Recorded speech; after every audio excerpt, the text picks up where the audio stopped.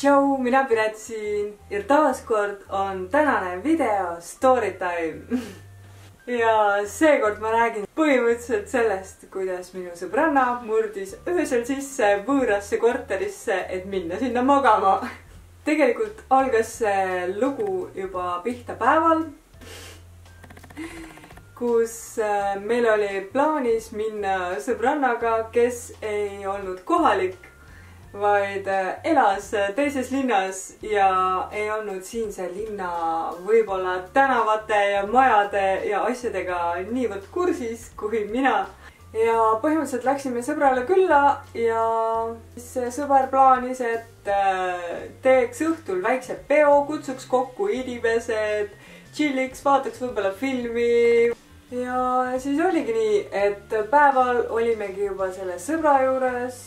Alustasime vaikselt peoga, vaatasime filmi, chillisime, kõik oli lõbus ja tore.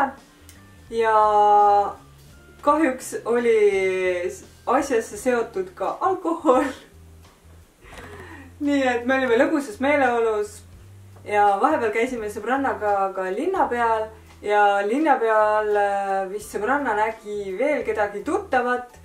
Ja ütles, et ma käin selle tuttava pool vahepeal ära ja tulen siis tagasi sinna sinu sõbra juurde, et pärast saame kokku, et ma tean et korrusmaja seal ja 5. korrus ja viimane uks sealt, et et pärast kohtume, et ma tulen sinna, et jätke siis uks lahti, ma tulen siis ise pärast tagasi.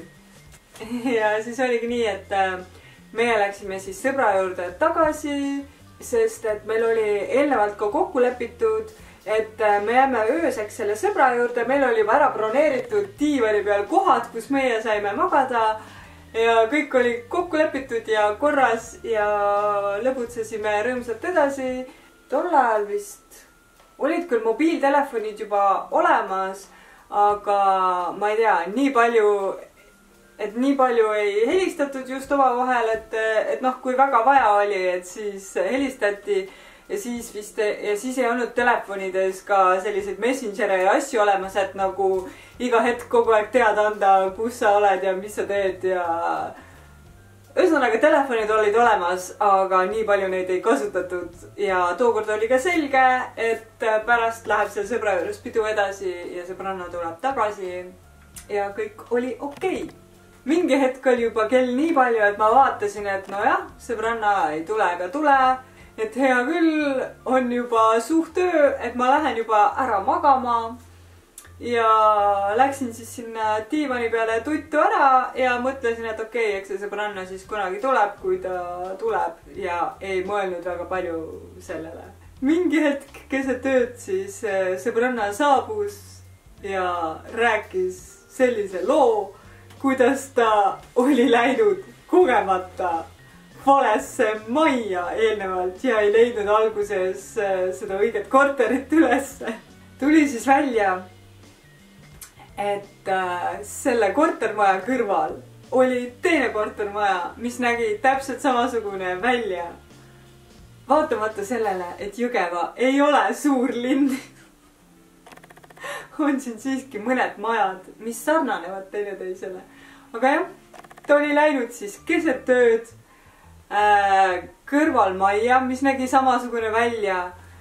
Tol ajal ei käinud ka alt trepikojad lukku nagu praegu, et ta sai ilusti ka trepikojast sisse, ilusti kõndis 5. korrusele nagu vaja, ilusti läks selle õige ukse taha nagu vaja ja tegi rahulikult ukse lahti. Uks oli lukust lahti, ta läks sisse, võttis oma jalanõud ära. Võttis isegi oma jalanõud ära. Läks elutuppa, mis oli ka sama koha peal nagu meie sõbra elutuba. Läks siis elutuppa, pani tule põlema ja vaatas, mida paganat, miks elutuvas kõik mööbel on ümber tõstetud. Vaatas, et okei, asi on kahtlane, et mööbel on kõik teise koha peal ja kõik on teistmoodi, et mingi jama on. Ja siis ta seisis selle elutoas ja mõtles, et okei, ma vist olen vales korteris ja vales majas.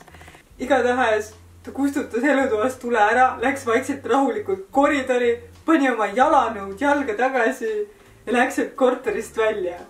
Ja ma ei kujuta ette, mida võisid selle korteri elanikud nagu mõelda magamistoas, et keegi tuli just nende korterisse, läks elutuppa ja pani tule põlema.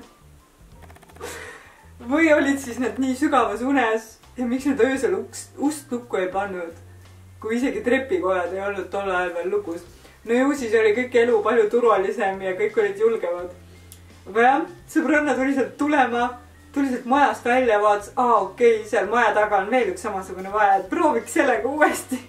Aga jah, lõpuks ta tuli sinna õigesse majja, õigesse trepikotta ja leidis mind sealt õigest korterist siiski ülesse. Aga vähemalt on see päris hull story, mida võib-olla edasi rääkida ja mida mäletada. Aga jah, see oli lugu sellest, kuidas minu sõbranna kogemata öösel murdis sisse võõrasse korterisse või siis läks sisse võõrasse korterisse rahulikult ilma murdmata ja sai aru, et ta on vales kohas. Hea, et ta magama ei läinud sinna elutuppa diivanile. Mõtle, kui ta oleks hommikul üles ärganud ja avastanud siis, et ta on vales kohas ja et tema ümber on valed inimesed. See lugu lõppes hästi ja minu arust on see päris naljakas. Ja kommenteerige palun video alla, kas teiega on ka midagi taolist juhtunud. Kas te olete läinud kogemata valesse korterisse?